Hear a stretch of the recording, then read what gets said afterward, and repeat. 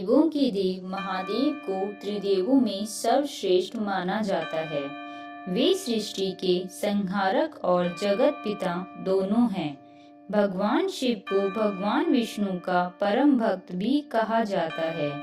वहीं शनिदेव को सूर्य पुत्र एवं कर्म फलदाता माना जाता है। शनिदेव के संबंध में हमें पुराणों में अनेक आख्यान मिलते हैं।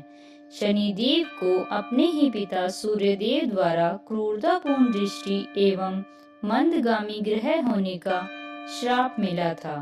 तब से ही शनिदेव और उनकी वक्र दृष्टि का प्रभाव आरंभ हुआ।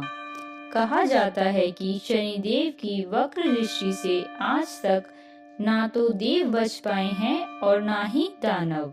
इसी संदर्भ में मैं आज आप लोगों को बताने जा रही हूँ कि कैसे शनिदेव के कारण शिवजी को लेना पड़ा पशु रूप।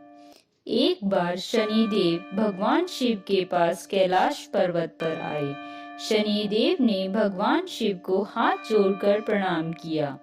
भगवान शिव शनिदेव को कैलाश में देखकर बहुत प्रसन्न हुए और उनसे कैलाश आने का उद्देश्य पूछने लगे।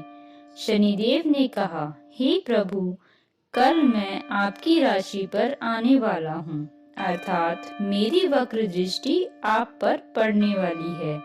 इसी संदर्भ में मैं आपके समक्ष आया हूँ।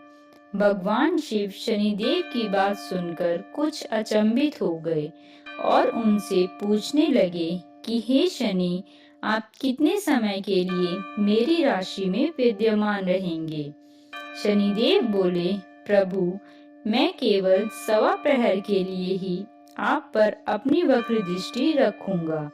इतना कहकर शनिदेव कैलाश पर्वत से चले गए। शनिदेव की बात सुनकर भगवान शिव चिंतित हो गए और शनिदेव की वक्र दृष्टि से बचने के उपाय सोचने लगे। उन्होंने माता पार्वती एवं नंदी से विचार किया, परंतु कोई उपाय नहीं निकला। अतः वे अगले दिन मृत्यु लोक में चले गए और उन्होंने सवा प्रहर के लिए पशु रूप धारण कर लिया एवं वे हाथी बनकर धरती पर विचरण करने लगे। जब सवा प्रहर समाप्त हो गया तो भगवान शिव कैलाश पर्वत पर लौट आए। उन्होंने देखा कि शनिदेव वहां पहले से ही उपस्थित हैं। भगवान शिव शनिदेव के पास गए। शनिदेव ने उन्हें प्रणाम किया। तब भगवान शिव ने मुस्कुराते हुए कहा कि शनिदेव, आपका और आपकी वक्र दृष्टि का मुझ पर कोई प्रभाव नहीं पड़ा है।